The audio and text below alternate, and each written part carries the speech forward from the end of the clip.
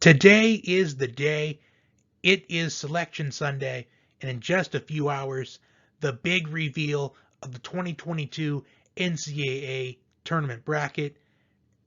And I thought I would bring you one last bracketology update because the bubble has been getting tighter and tighter as the week has gone on.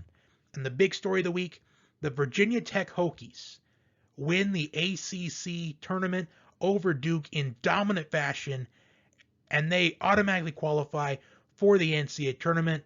And I thought that Virginia Tech, in order to get in, they had to win the ACC tournament, and they did. So Virginia Tech possibly stole an at-large bid from somebody on the bubble. And the reason why I say possibly is because Joe Lunardi had Virginia Tech in the last four in before the ACC championship game tipped off. And I'm going to quickly go through his bubble watch here because I think this bubble, with it being as tight as it is, I think it's coming down to about 5 or 6 teams for the last 4 spots. His last 4 buys are Miami, Iowa State, Rutgers, and Indiana, which I think is fair enough to say that those 4 teams, they will be in the field. The question is, will any of them be in that first 4? Or they have to play either on Tuesday night or Wednesday night. The last 4 in are Notre Dame, Michigan, Wyoming, and Texas A&M. Texas A&M right now, according to Joe Lunardi, is the last team in. And the first 4 out, SMU as the first team out of the field, Xavier, Oklahoma, and Wake Forest. The next 4 out are Dayton, BYU, St. Louis, and VCU, which I think it's fair enough to say that BYU, St. Louis, VCU, Dayton, I'd say that those 4 are out. I would say that Wake Forest and Xavier are out. And I think the 5 to 6 teams that are fighting for the last 4 spots in are Texas A&M, SMU, Michigan, Notre Dame, Wyoming, and Oklahoma. In fact, I'd say the first team out right now is actually Oklahoma. Because to me, I kind of respect when you see teams that make some more deeper runs in your conference tournament. And I have Texas A&M as the first team in the last 4 in. I think that they at least deserve to be towards the top of that last 4 in because who they have beaten recently, I think they deserve to be in the field at this point. They beat Auburn and Arkansas in the SEC tournament. Arkansas in dominant fashion. And Auburn, they could have beat them in dominant fashion, but Auburn kept knocking down threes to stay in the game towards the end. And the scoreboard didn't reflect how dominant Texas A&M was in that game. SMU, I feel like they have the resume to at least be in the last 4 in at the very least. They had an opportunity to make the championship game in their conference tournament, but they lost to Memphis. Michigan, they lost to Indiana in the Big Ten tournament. And Indiana, I said in the beginning of the conference tournament week that they had to win at least 2 games in the Big Ten tournament to get in the field. And Indiana did just that.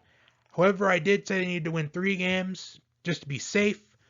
And they almost got that 3rd game, but they lost to Iowa in the last second and a half on a Jordan Bohannon game-winning 3-point shot. Notre Dame, they were safely in the field just a few weeks ago. And we, unfortunately, every year we see some teams that look like they're in the field at one point in the year. Towards the end of it, they start to play their way out of it. And Indiana was doing that towards the end of the regular season. Michigan was starting to do that. In fact, Michigan, they have been doing that, in my opinion. Wake Forest has been doing that. As I have Wake Forest and Xavier's been doing that. I have Xavier and Wake Forest out of the field at this point.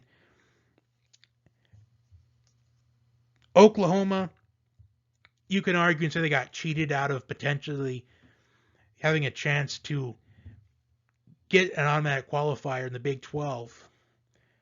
But they lost that game. But I still think Oklahoma does have a chance here. It depends on how the committee feels, because you got to keep in mind, anyone that does a bracketology video, they really don't know what the committee is thinking. For all we know, Oklahoma could be in. For all we know, Michigan could be out.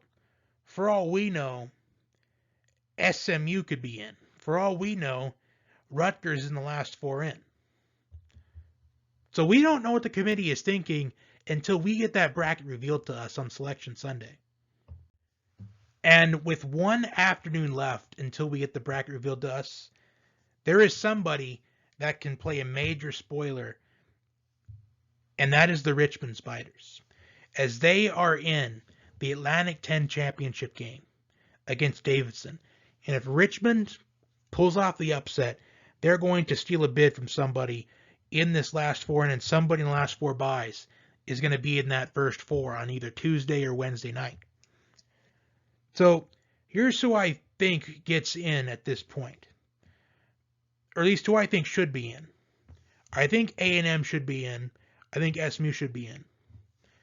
And I'd say it's down to Michigan or Notre Dame that would be left out if Richmond pulls off the upset against Davidson today. And I think it would be Notre Dame that could be the one that gets left out. Because I think there's no way the committee's going to leave out Michigan. Because Michigan is one of those blue bloods. You got to look at your blue bloods in this NCAA tournament.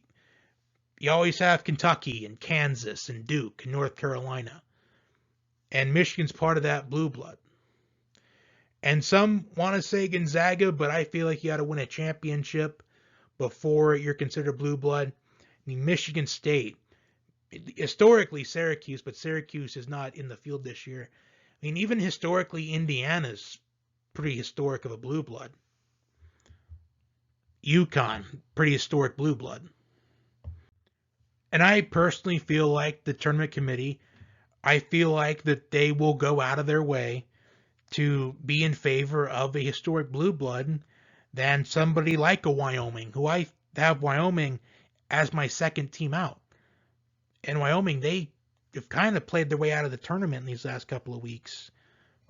And Wyoming, they've been pretty safe in the field the last 3 to 4 weeks. And now that I think about it, let's just look at the teams that are kind of around here in these 6 we're talking about.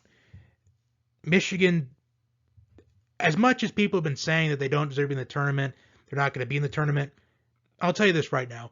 Michigan is going to be in based off their name and only their name. Because we've seen the tournament committee go out of their way for historic blue bloods in the past. Notre Dame, as much as I think that they could potentially be a team that would be considered getting knocked out, I don't think they do.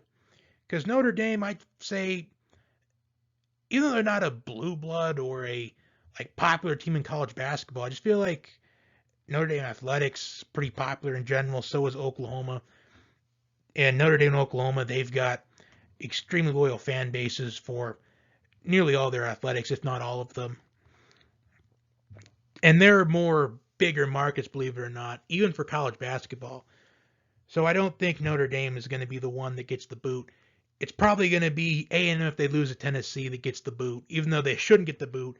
If they do get the boot, then something is wrong with the tournament committee. And if SMU gets the boot here, then it's kind of disrespectful in my opinion. So A&M, they got to win against Tennessee to get themselves in the field, because if they lose and Richmond wins, I'd say there's a 50-50 shot that A&M is a team that gets the boot and they're the first team out when this is all said and done.